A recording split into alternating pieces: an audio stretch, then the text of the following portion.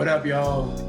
Source here. Welcome to another episode of Source and Company, the podcast that brings you a lot of Richmond, a lot of people from Richmond doing things outside of the area or even in the area. And we're going to rock that way once again today. If you'd like to follow me, check Twitter or Instagram at Smitty Source. And of course, you can subscribe to the YouTube channel, which is Source and Company. All right? Okay. So today's company was born in South Korea. His family and he, as a child, moved to the U.S.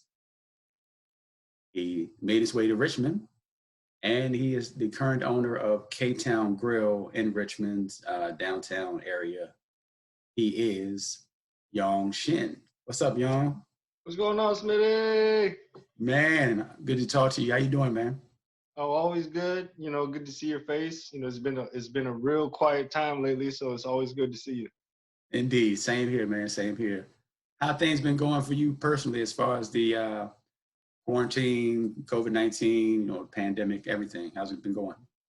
Well, when it first started, I didn't know what was going on, so I just sat home, took a couple weeks off of work, closed the business. We researched everything, tried to build a business plan. Just sat home, tried to figure out what was going on, tried to figure out how to be a good part of society, really, because Right. it was kind of freaky seeing all those numbers go up every day, watching CNN. So, just a real adjustment and try to figure out how to be a good example in society, really. Has it been, like, as far as your family that's here, has it been smooth sailing as far as health-wise, or has it caused any extra issues? More so just kind of like an underlying fear. I've been a cigarette smoker for 26 years, so at 40 years old, they tell me I got to be a little bit careful as well. My father's a liver transplant survivor. My mom's like a breast cancer survivor. So for me, like, protecting the family is first and foremost, and trying to figure out the correct ways to help other parents that might have underlying issues. You never know. So I'm trying to figure out how to at least be, not problematic to anybody in society that has issues. Definitely. Good way to be. Let's talk about the restaurant, man. I guess before we get into how it is now, dealing with people in the house and limited traffic. How's business been going for you since you opened? You opened what, back in 2016, right? We opened in 2016. It was smooth. The city is, always good. So it was, for 3 years we've done amazing. To the point where when the quarantine hit, we were able to shut down for a month and reevaluate and pay our employees. So for me, the Richmond City has been a blessing for our business. That's dope, man. That's dope. So just for the people in Richmond, you can go ahead and drop the address so we can put that out there early. It's 9 North 4th Street. We're a block down from 3rd Street Diner. We're open Monday through Fridays, 12 to 8. A little bit shorter hours during the quarantine time, but that's so I can pay my staff their full amount. Respect. Gotta respect a good business owner, man, looking out for the staff, definitely, because it's rough out here for a lot of people, man. I actually saw a young lady that I used to work with at one location, and that business is down. It's been down for, well, since the middle of March. And I saw her, I was at Target, and I was like, hey. So people, like, got to get it how you get it. So it's good that some businesses are able to maintain and at least keep the staff getting money, for real. For sure. I value my employees as much as I value my own self, So for me, we struggle together. We're going to go down together, because we can rebuild together that way. Exactly. They'll have your back, and knowing that you have theirs. So let's go all the way back. So you were born in Busan, South Korea. Okay, so everybody, generally speaking, everybody knows Seoul. Seoul is probably considered like half of the population of South Korea. So what is Busan really? Busan is the southern port in South Korea. It's the southernmost tip. People say the most original Korean people are from Busan, South Korea, because whenever other nations invade South Korea, everyone runs down to the southern tip. We go out into the ocean in our little boats, and we stay 100% Korean people there. sure like old school Asian people are from Busan, South Korea. Gotcha, gotcha. And your family moved when you were small to Florida. Well, Yeah. first of all, what what do what do South Koreans, what do Korean people think of the United States in general? Like, generally speaking. Generally speaking, South Korean people love and respect America. You know, you always have bad seeds in every society that their voices get heard. But in Right. general, I would say 100% of Korean people respect America for what they've done for our country. Without America, there would be no South Korea. You know, we would be a Chinese controlled, country. And for me, like, I feel blessed that we were able to be a free nation somewhat like America. So for me, rest of my life, I'm going to pay homage and respect to America. And being here, I want to be the best American that I can be, just out of respect for what they've done to my nation. That's excellent, excellent. So when you look at the difference, because there's less in the news because it's less, sensational. There's less in the news about South Korea, generally speaking, because it's a lot more calm than North Korea. You never know what's going to happen in North Korea. For people that have no clue about the difference, what would you say is the most glaring difference from, and it's obvious what you're going to say, but from North Korea to South Korea, what's the difference? I would say the leadership, the government is the probably the only major difference between the two countries. The people of North Korea have no say, they have no opinions, they can't have opinions. They're they treat the leader as if he's a god. There's rumors in North Korea that the people actually don't even think he goes to the bathroom because they think he's an actual god. So they're Right. trained to think like that. So the for me, trying the best way I can explain it is the people are the same. The governments are different. South Korean government is more, they're accepting to humanity. They're empathetic. They understand. They're trying to build a nation, the democratic nation. North Korea is just trying to hold on to the power. The government is holding on to the power, and the people are just pawns right now. So that's why everyone in South Korea, we don't talk too much hate on North Korea because it's not about North Korea. It's about the government. Yeah, because I mean, if you're born into it, you kind of stuck, and that's really the only life you know. But every once in a while, it'll be, I guess somebody gets out, but how does that even happen, really? Man, it's a shame to see how people they got to risk their lives. If you're a North Korean civilian and you want to get out, you're hungry, you're starving, you need to get out. There's one way to get out, but you know what you're risking is you're risking three generations of your family getting killed. So every one of these people that escape, they're sacrificing three generations of their family. That's the stuff that people don't understand. But these people got to get out so the rest of the world can hear what's going on in the country. So it's one of those where it's a sad situation, but it needs to happen in some sort of fashion. That's wild. So your family, I guess, is your immediate family. You and your parents moved from South Korea to Florida. Yes. Culture shock, Oh and you yeah. were a kid. Now, do you remember when you were small? Do you remember Korea so much that it could be culture shock for you? Oh, I remember everything. I remember being dragged out of my country, crying and bawling until we got into Florida, and I remember seeing pretty much mostly Hispanic people when we were in a very poor neighborhood in Florida for the first like year and a half of Americans. So for us, I got a very skewed view of what America was. Every Mm, every place we moved to was like a completely different world because America is such a big nation. yeah. And you said so mostly Hispanic where you moved to, and you lived in what? You said 7 states? 7 states: Florida, Wisconsin, two places in Utah, Iowa, Virginia, Maryland. Bro, why?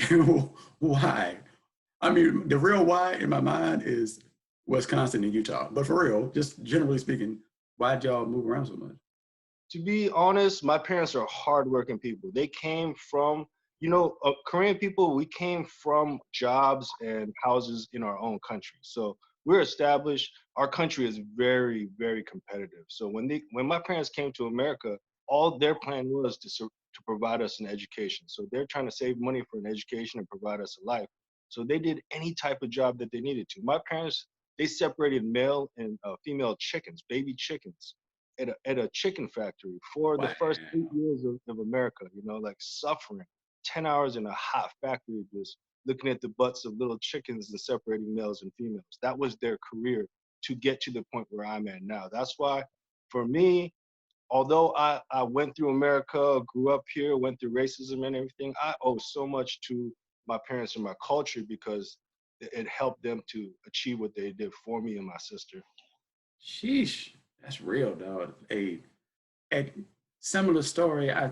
Similar story. It is kind of similar, when you think of black people, even if you go back to the North Korean thing, black people, North Korean, but just being Korean or being an immigrant in America, that's heavy. That's heavy. So the parents or the originals, I guess, are the ones that kind of suffer the brunt of whatever it is and have to just do what they can so the next generation can succeed.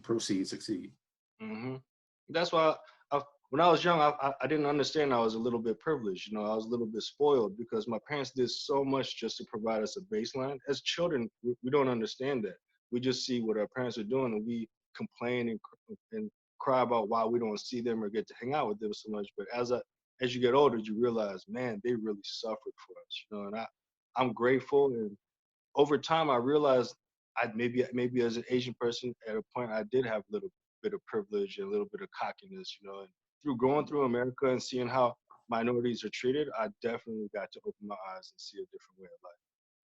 That's amazing, though. That's amazing that you can say, even in that situation, that you saw the privilege that you had based on, whatever, as opposed to some other people. So you think, I mean, and it may have been privilege. It might have been a lower, a lower level of privilege, but privilege nonetheless. So the fact that you see that, just speaks to, the kind of guy that you are. So I'm all for equality, because nobody comes into this country on the same plane. We all got to work hard. So I'm all about, like, if somebody's a good person and they're working hard, I got something for you. Respect. So real quick, being Asian in the Midwest in the what 80s, Yes. 80s. How'd that go? how It did was I, terrible. It how was it went? terrible. I remember we had one African American family in the whole city, one Hispanic family in the whole city. Mm. I had the Hispanic family didn't have a son. The African American family had a son. Me and him used to run home from school every single day, full sprint. That's how we became athletic. That's how I learned about athletics in the first place because I was running home from bullies a mile from school every day since I was in elementary school. Yo, dang! I didn't. Being the only Asian guy with the only black guy, in the whole city, we learn how to get away. Like we learn how to get away. That's how we learn how to be athletic. I think that's the roots of my athleticism and my competitiveness. Do you remember? Not that you have to go into any detail, but do you remember having people that were like more allies than adversaries? I guess. You always have great human beings. I can't say that a color type of people. I would never say your color can represent you in any way because I've seen, you have bad apples in every city or every type of country. But I realized, like, in the Midwest, I didn't understand it when I was young. People didn't people didn't make that choice to be racist. They were just taught that. But as a child, you don't understand that. You just react and you get angry and you hate. You resent people. But as I get older, I realize, like, we can be a part of the change instead of sitting there and just yelling at people. And that's what I decided to do when I started to realize that. Respect. Yeah, that's heavy, man. That's a heavy childhood. But eventually, you ended up. Well, I guess your whole family ended up moving to Richmond at some point, and it was like '92. Last time the Redskins won the Super Bowl. so now it makes sense. I always wondered why you were a Washington fan, and now it makes sense because they were on top when you got close. Yeah, it was the first time, like, something not like cowboyish or American bloodish. Like those Redskins, like there's no Redskins. We're yellow people. There's black people. There's brown people. So I took it as Redskins were all the minorities. I was 12 years old. What did I know? I was like, this is gonna be my team. This represents everybody in America. Wow. Hey, but for real, that's a dope way to look at it. Whether it's fact or not, it's a dope way to look at it. Especially being a kid, it resonated with you for whatever reason, and you took to it.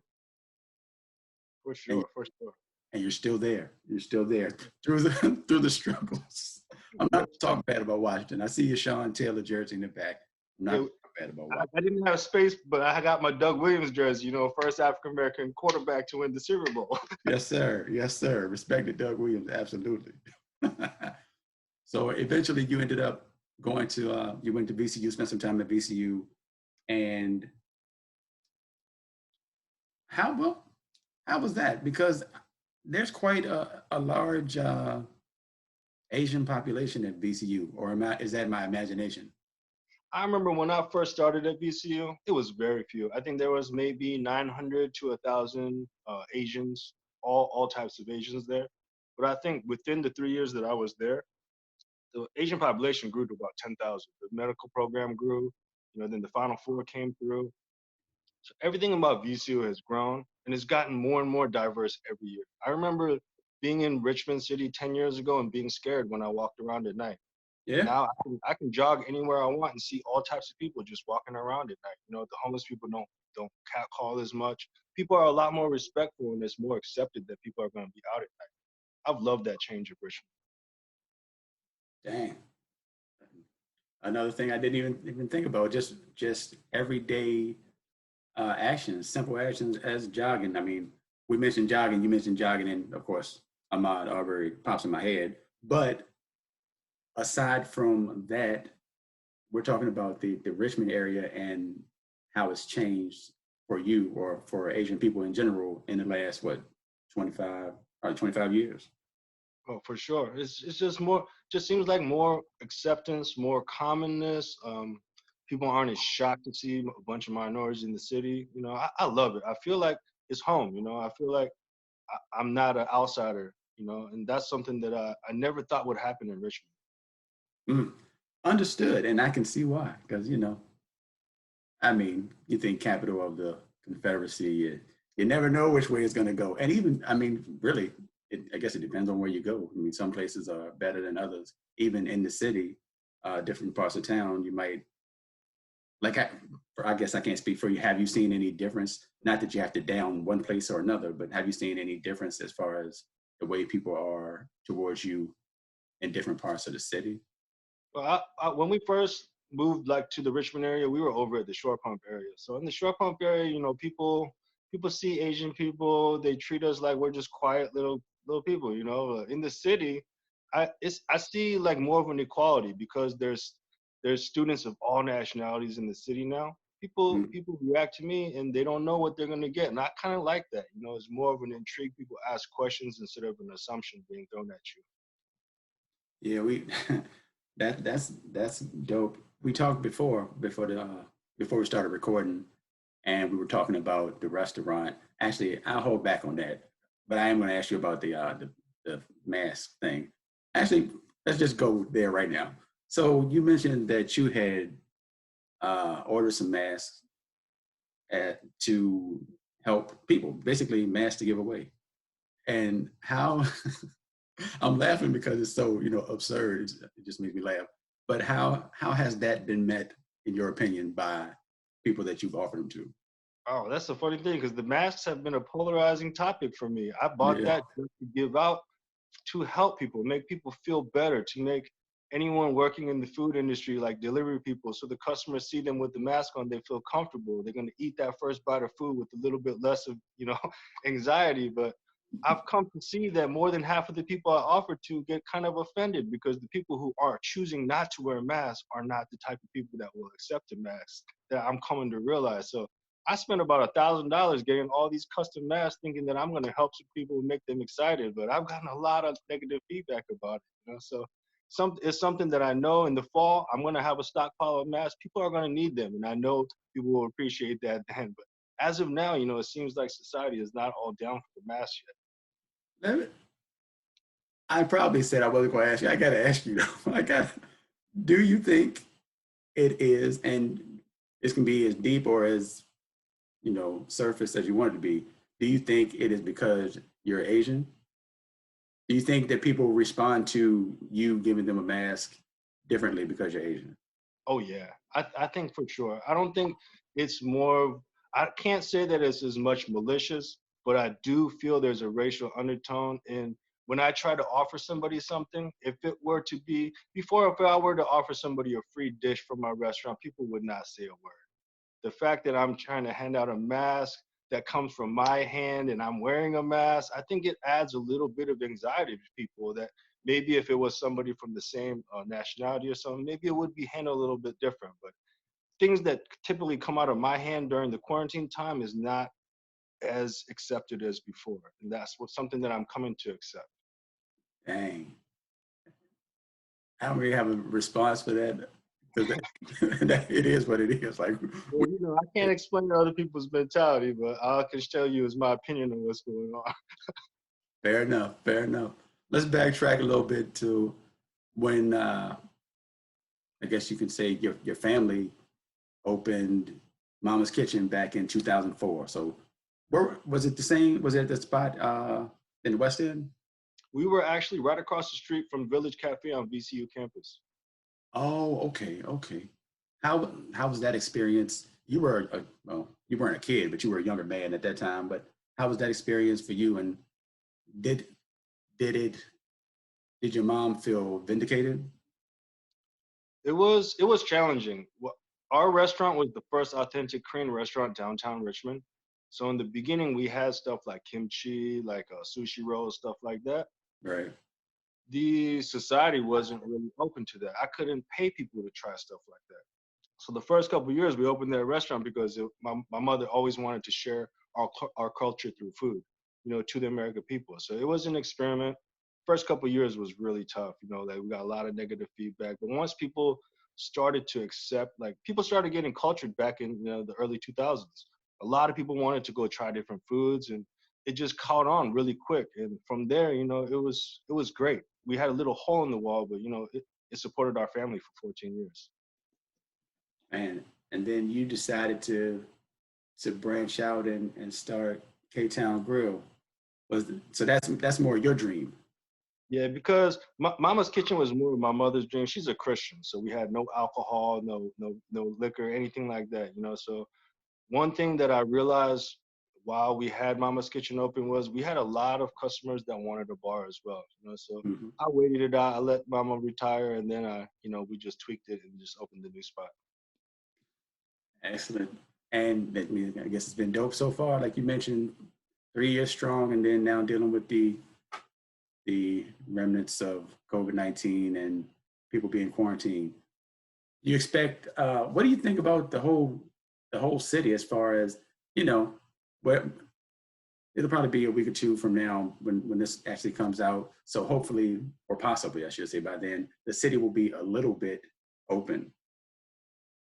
Do you think that people are going to come out? Like, do you expect restaurants once they start opening to be as packed as they can be? To whatever percentage they can be full, or do you think people are going to sit back? Because I'm not going anywhere. I'm going to tell you right now. I'm not. I mean, I go out and get food.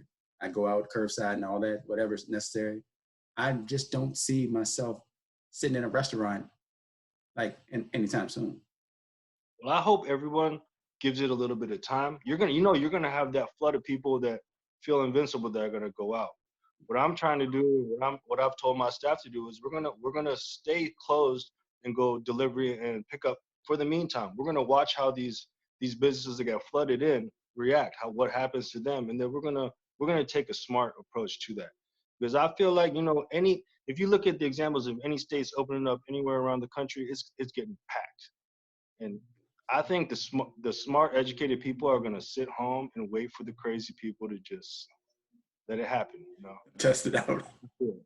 we can't stop them, you know. So for me, what I can do is protect my business and my staff. We're gonna just continue delivery and dine in for the meantime until, you know, the Dr. Fauci and other professionals tell us, hey, it's good to go. You know, until then, I'm not really, I'm not gonna let greed make my decisions. Fair. That's fair. I mean, that's a great business model. A lot of people, you know, and it doesn't seem so much that the arguments are as much as for the people that need the money as it's been for people who just want to get out, or they feel that they shouldn't be constricted or held back or kept when they don't want to be kept. They want to go. I don't understand. I mean, I understand everybody wants to go out. I mean, I'm not a big go out person, but it's sunny outside. You know, it's nice. You might want to hang out, play sports. It's hard to play sports in this type of environment, so I can understand it. I just, I don't know, man. I don't know. You know, it's hard to tell people who can't be told anything to sit at home, you know? So it's like, I always feel that you can't tell, you know, bratty people what to do. Bratty people are going to do what they want to do, you know? All we can do is educated people is watch them and stay away from them. I don't Play know it how safe. to do. We got to protect our parents and our loved ones, you know? Like that's my first and foremost decision. I don't really care about money. Money can always be made. Respect, respect. That's funny. Yeah. you, you can't stop everybody. Somebody's going out. And even, I mean, I saw I don't know what state it was in. For some reason I think Wisconsin, but probably wasn't.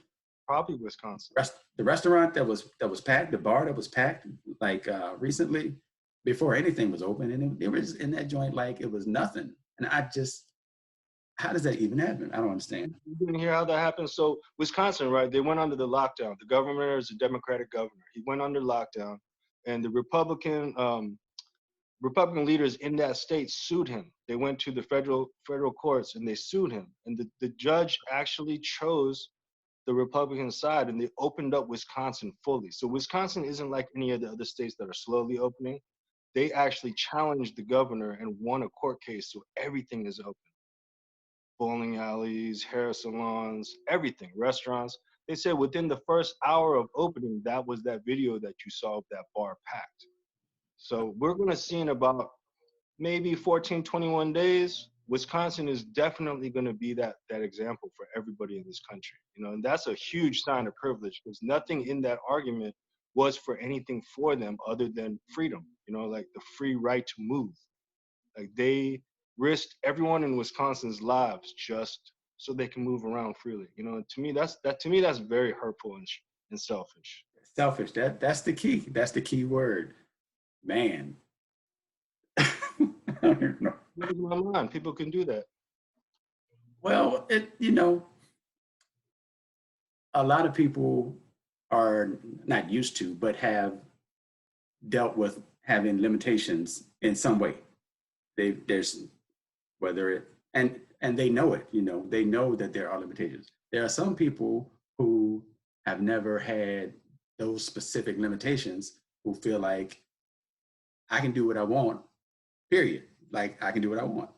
It's amazing. The wild part is the people that are arguing to open a lot of times are the same people who argued for a specific side of any political argument. So true. They don't go together. So I don't know how they reconcile that, especially the fact that it's people who have taken any argument and turned it into it's Republican or Democrat. It's one or the other. So it's hard to see them veer off for selfish reasons, not even for reasons like, I think this is better. It's for straight selfish reasons away from even what the country is doing as a whole. That's crazy. I've always loved and respected American, like the way the country runs. But right now, I'm not interested in politics at all because it's so shady. It's been so shady. Like I really would. I want to put all my attention into the people, how I can help even one person in this country. You know, to me, that's more than the government really trying to do right now. Yeah, and a lot of times, people don't pay attention to even if you're still talking politics, people don't pay attention to the lower level politics, which actually affect the cities and the businesses and, the specific state that you're in more than the actual president does. Like, you had all these other elections that people don't even show up for. They wait for the one big one when all these little ones are really the ones that are affecting their everyday life. Definitely, definitely. Like I've been paying attention to Mayor Stoney more than I have our governor, honestly. Yeah, they kind of going back and forth, but hopefully everybody gets on the same page and it's the right page. My Sure. my thing I worry about is once, like, say you say 20, 14, 21 days from now or whenever in the future, if it turns out that it wasn't as bad and people feel like, see, I told you, I feel like they're going to think that validates acting a fool when it doesn't. It's two different things. Like, it's one thing to follow what you're being asked to do. It's another to buck the system and just happen to be right. So even if the numbers don't go crazy in the next couple of weeks when things start to open, I just hope people see the reality. I don't know why people aren't going to see reality. I don't even know why I said that. But we've got to keep saying it. Like we can't quit saying that because that's got to be the point. Like people have got to open their eyes and see facts. Because in no matter what anyone wants to say, we've got about 85,000 deaths. Like you could argue that any which way you want. Like I don't think there's any way that somebody can disprove that number. True. Like that. And the people that say like the flu kills people, car accidents, drunk driving kill people, that might be true, but 85,000 extra on top of that to me is not acceptable. Oh, different ball game. Agreed. Agreed. I'll do anything that the society asks me to do to try to help that 85,000 people. Like to me, that's a worthy sacrifice. Indeed. Exactly. Exactly. Let's go back. Let's go back to South Korea real quick, because you told me that you have family that's been in the political realm, and I just wanted to kind of, I know, I don't want anybody calling me, come looking for me for talking bad about the Korean, politicians. But tell me a little bit about your family that's in politics. So I've got an uncle. I have two uncles. One that was in the government. I have one that's just now entering into the government, and I have a cousin that's a news anchor in South Korea. So it's always interesting to see how the news compares in South Korea to America when it's usually about North Korea. So it's always been something that I always you know, keep close to my heart because I like to know multiple angles of every story. I've always learned to do that. Do you do you see a glaring difference between how the U.S. treats North Korea and South Korea, stories about North Korea and South Korea, as opposed to like checking with your family who is there and has the real scoop? Oh yeah, it's always interesting, because America's got so much stuff going on. You rarely hear anything about South Korea other than when we're handling the pandemic well or we're doing great with testing. You rarely hear anything about South Korea because South Korea is trying to mimic American society so well.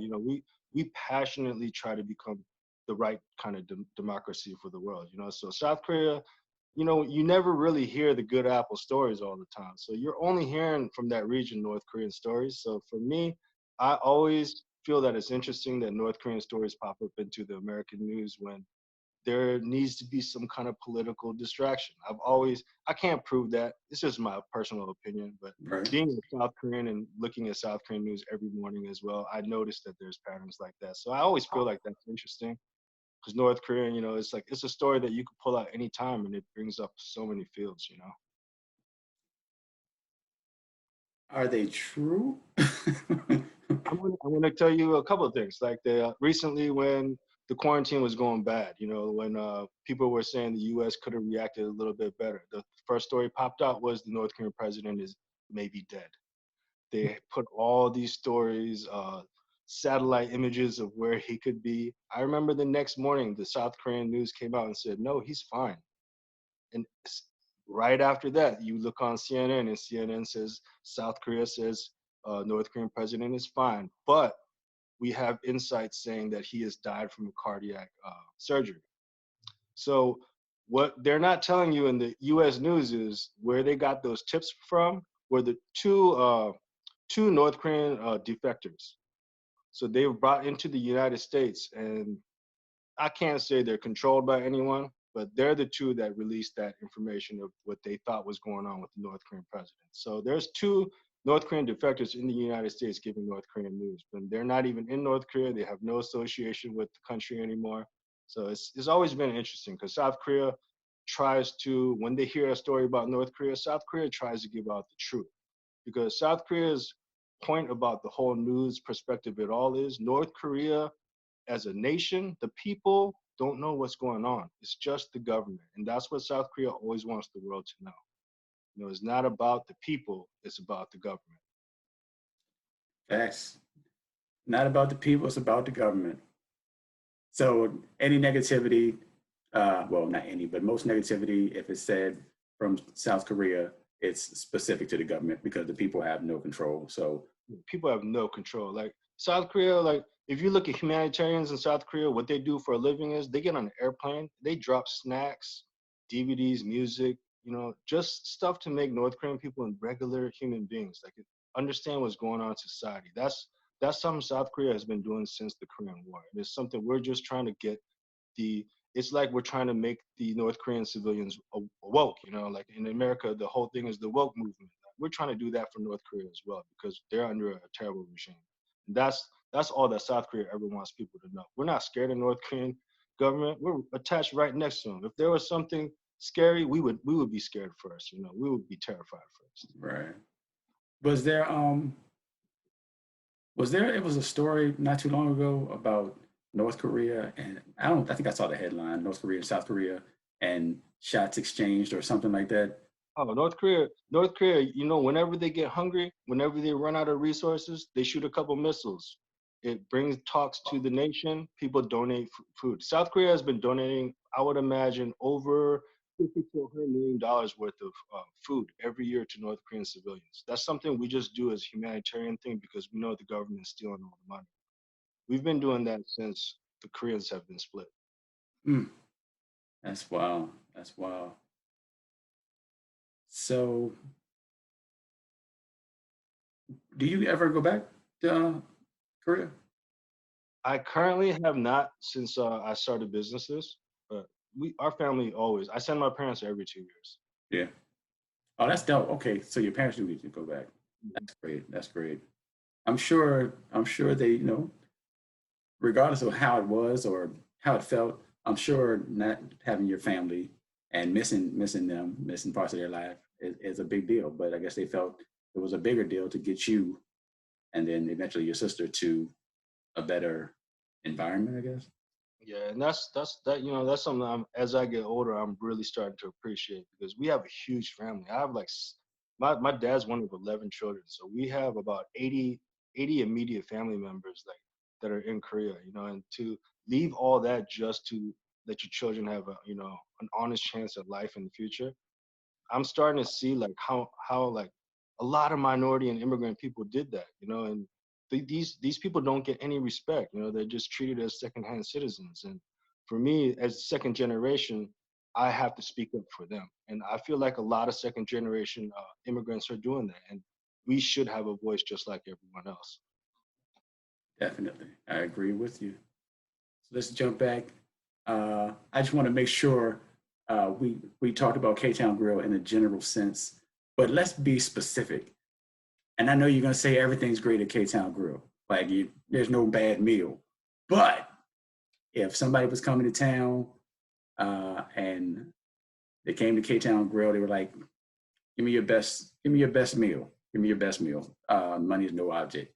What would you suggest? Oh man, if you just walk up into K Town, you've never touched Korean food before, I would say Thursday or Friday, we have K Town wings. Can't go wrong with wings. Try it out sometime. We have a special sauce. We cook it in a different way. Something as simple as wings. Yeah, you can't go wrong with wings, regardless of the culture. You can't go wrong. Good intro. Like you get a good intro to the sauces. You know, Koreans do a lot of sweet and spicy. We don't do sweet and sour, you know. We do sweet and spicy. Do you, is when somebody has like other places have spicy Korean food or flavors. Is that legit, or is that just the Americanized version? Like tacos, I have this discussion with one certain gentleman that we both know about tacos all the time. And I was always like, I mean, I started putting rice on tacos because I thought that was the right way to do it. Like, bruh, no, you're going the wrong way. So when we Americanize, like, do we Americanize spicy Korean or stuff like that? I would say honestly, it's a good, like, if you know, when you take American food to another country, they butcher it. Like when they bring Like Korean food to McDonald's. America, you know, Korean people are gonna say we American people butcher it, but they follow it pretty well. I would say, you know, when you have Korean fusion food, people are at least following the ingredients pretty well. They're not making the, you know, the flavors perfect, but you know, like people doing that is a compliment to me, honestly. Like people are respecting Korean food enough to try the flavors, you know. So I'm never like upset. I know like older Korean people, you know, they get upset their recipes are not perfect, but I like how people are trying it. It's a good intro. Fair enough. Yeah, food is a lot of times the way to get people to see another culture for more than just whatever negative stereotype they might have of it in their heads. Oh yeah, and it definitely helps me because when they come to me, they say, "Oh man, I tried this somewhere else, but it didn't taste like this." Yeah, you know, go try Korean food all over the place, then come try it at my restaurant and compare. There it is. There it is. Drop the address one more time for me, and the site as well. It's 9 North 4th Street, 1 block down from 3rd Street Diner, and we're you can check our menu out at K Town RVA at Facebook and Instagram. Awesome. Any last words for the people, y'all? We need football back, Smitty. And I miss playing with everybody who's gonna watch this. Right, exactly. Yeah, man. Flag football. I just talked, I don't know if you saw, I talked to Brad Gamlin, who is the commissioner of the CBFA, which is Flag Football League in Richmond. Talked to Brad, and yeah, you know, it's crazy because the people want it so bad, but there's nothing you can do. There's nothing you can do. You just gotta Really? fight it out. No.